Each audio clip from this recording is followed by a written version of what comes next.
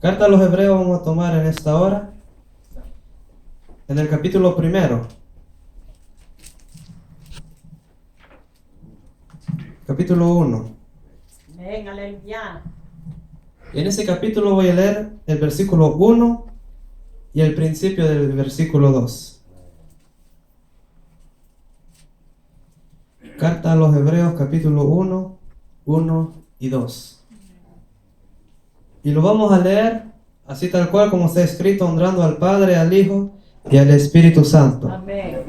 Dios, habiendo hablado muchas veces y de muchas maneras en otro tiempo a los padres por los profetas, en estos postreros días nos ha hablado por el Hijo. Amén. Amén. Bendito Dios. Dígame.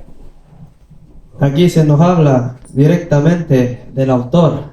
Primera palabra dice Dios, habiendo hablado muchas veces Dígame. y de maneras diferentes también en otros tiempos. En esos otros tiempos vamos a meditar hoy en estos días, porque hay que reconocer que dependiendo la época en que nos referimos en la Biblia, tenían un mandato diferente, tenía posiblemente una revelación no completa, sino que la revelación fue progresivamente a través de las edades. Agarremos un ejemplo. ¿Cuál era la Biblia que tenía Adán? Él no tenía Biblia, pero él tenía comunión con el Padre cuando estaba en el huerto del Edén. ¿Cuál era la Biblia de Abraham? Él no tenía Biblia. Él solamente había oído una voz que le dijo: sal de tu tierra y de tu parentela. Y él seguía esa ordenanza. La Biblia de Moisés. Bueno, Moisés es un poco más llenita porque él había escrito los 5 primeros libros. Entonces, él aunque sea tenía Génesis, Éxodo, Levítico, Números y Deuteronomio. Si seguimos los tiempos de los reyes, era el tiempo en que los profetas andaban profetizando. Y los reyes tenían los libros de los profetas. Y también tenían los libros de la ley, como un varón llamado Josías había hallado también el rollo y puso en obra lo que había en ese rollo.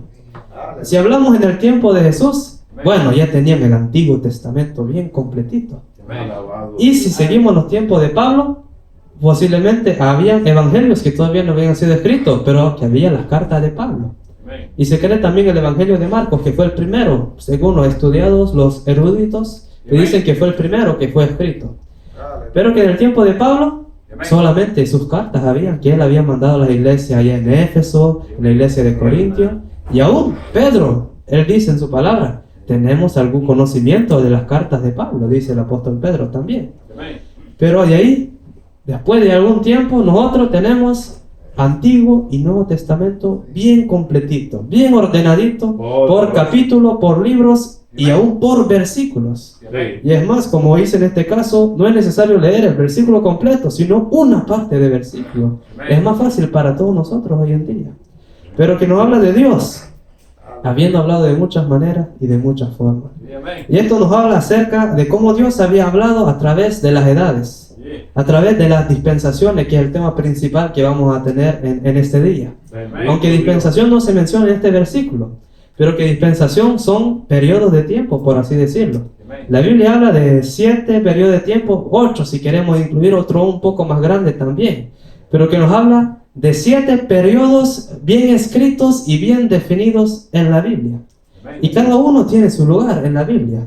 Y en cada uno vemos que Dios da un pacto. Hay un pacto que Dios hace con un ser humano en cada dispensación.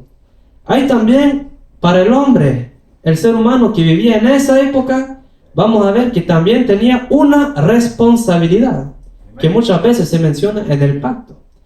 Pero que vemos que esa dispensación va a terminar y la razón es simple, porque el hombre no pudo cumplir la responsabilidad que él tenía, por lo cual llegó a un fracaso, llegó a un error.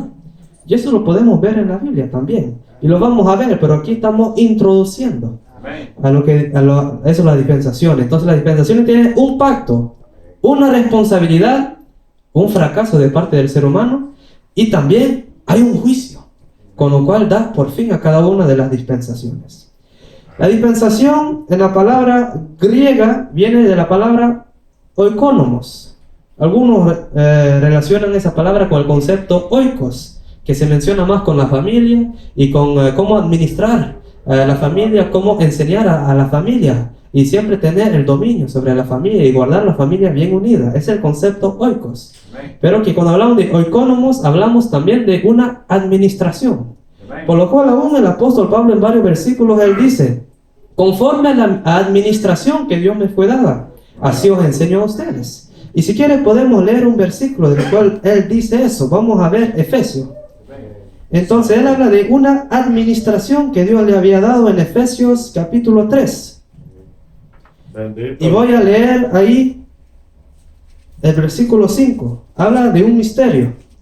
Dice, misterio que en otras generaciones no se dio a conocer a los hijos de los hombres, de cuales son los seres humanos, como ahora es revelado a sus santos apóstoles y profetas por el Espíritu, que los gentiles son coherederos y miembros del mismo cuerpo de los judíos, por supuesto, y copartícipe de la promesa en Cristo Jesús y por medio del Evangelio, del cual yo fui hecho ministro por el don de la gracia de Dios que se me ha sido dado según la operación de su poder.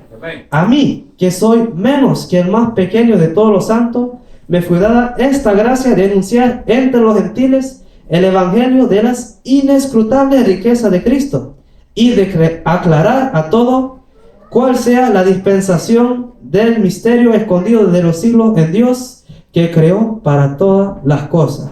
O sea que aquí Pablo tenía una encomienda de parte del Señor de ser el apóstol que le iba a predicar a los gentiles. Y vemos que el apostolado del apóstol Pablo era sobre todo para con los gentiles. Y él tenía que administrar, tenía que ahí dar a conocer ese misterio.